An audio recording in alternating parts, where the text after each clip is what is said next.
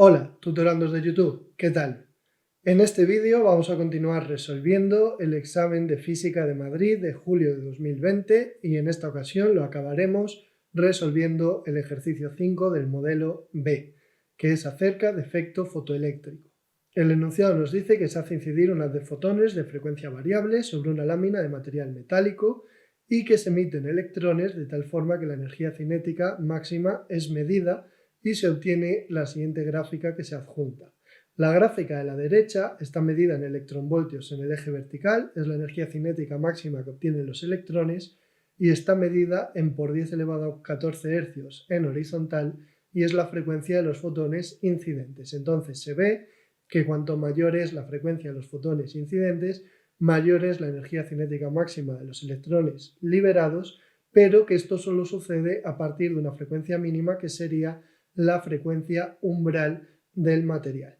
Entonces es importante fijarse en dos puntos muy concretos que son los únicos dos puntos que coinciden exactamente con líneas de la cuadrícula, que son la frecuencia 5 por 10 elevado a 14 hercios, que tiene asociado una energía cinética máxima de 0 electronvoltios, y por otra parte el valor de 10 por 10 elevado a 14 hercios, que tiene asociada una energía cinética máxima de 2 electronvoltios. Si nos vamos a la pizarra, voy a marcar aquí esquemáticamente que aquí tenemos la frecuencia en por 10 elevado a 14 hercios y aquí tenemos la energía cinética de los electrones en electronvoltios. Entonces aquí voy a marcar el valor 0 electronvoltios y el valor 2 electronvoltios y aquí voy a marcar la frecuencia 5 por 10 elevado a 14 hercios y 10 por 10 elevado a 14 hercios. Entonces la gráfica nos marca claramente que este es un punto de la recta y además nos marca claramente que este es otro punto de la recta. Y después por el medio nos dan otros valores que nos van a resultar irrelevantes porque no van a tener suficiente precisión. Por otra parte, creo que ahora es conveniente recordar que un electronvoltio es igual a 1,60 por 10 elevado a menos 19 julios, que es un cambio que se puede hacer a través del valor absoluto de la carga del electrón, que es uno de los datos que nos da el enunciado ahí debajo, 1,60 por 10 elevado a menos 19 coulombios. Eso sería la carga del electrón. Entonces, donde tenemos 0 electronvoltios es equivalente a tener 0 julios, y donde tenemos 2 electronvoltios en realidad tendríamos 3,20 por 10 elevado a menos 19 julios. Y las frecuencias serían 5 por 10 a la 14 y 10 por 10 a la 14, o lo que es lo mismo, 10 elevado a 15. Vamos ahora con el apartado A. El apartado A lo que nos pide es cuál es el trabajo de extracción del metal en electronvoltios. La forma más rápida de hacer esto es tener en cuenta que el trabajo de extracción del metal es la constante de Planck que se nos da multiplicada por la frecuencia umbral del metal. ¿Cuál es la frecuencia umbral del metal? La frecuencia a partir de la cual se empiezan a emitir electrones, es decir, 5 por 10 elevado a 14 hercios sería la frecuencia umbral del metal. Entonces, combinando estas dos cosas y calculando h por la frecuencia umbral del material, obtendríamos 3,43 por 10 elevado a menos 19 julios.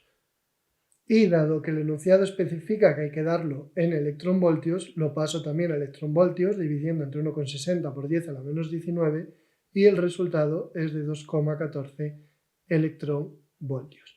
Habría otra forma de hacer este ejercicio usando el otro punto, que sería tener en cuenta que si la frecuencia es 10 por 10 elevado a 14 hercios, entonces son 10 elevado a 15 hercios, y que la energía de estos fotones que tendrían asociada esta frecuencia sería de H por F, lo cual da un resultado de 6,63 por 10 elevado a menos 19 julios aplicando la ley de Planck.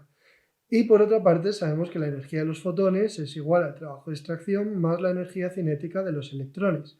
Entonces el trabajo de extracción es la energía de los fotones menos la energía cinética de los electrones, que habría que coger la segunda, la de 3,20 por 10 elevado a menos 19 julios, y el resultado nos tendría que dar exactamente el mismo, 3,43 por 10 elevado a menos 19 julios. De modo que las dos formas de resolverlo usando un punto o el otro son correctas y son equivalentes. Este sería el primer apartado, y si nos vamos al segundo apartado nos pregunta cuál sería la longitud de onda de de Broglie asociada a los electrones que se emiten, y lo pide específicamente cuando la frecuencia de los fotones incidentes es de 10 por 10 elevado a 14 Hz o 10 elevado a 15 Hz. Para hacer esto, en primer lugar, lo que tenemos que hacer con los electrones es tener en cuenta que el momento lineal de un electrón es igual a la masa del electrón por su velocidad y que su energía cinética, por otra parte, es un medio de la masa del electrón por la velocidad del electrón al cuadrado. De modo que esto se puede reescribir como un medio del momento lineal del electrón al cuadrado entre la masa del electrón. De aquí podemos despejar que el momento lineal del electrón es igual a la raíz cuadrada de 2 veces la masa del electrón por la energía cinética del electrón, lo cual da un resultado de 7,64 por 10 elevado a menos 25 kilos por metro por segundo.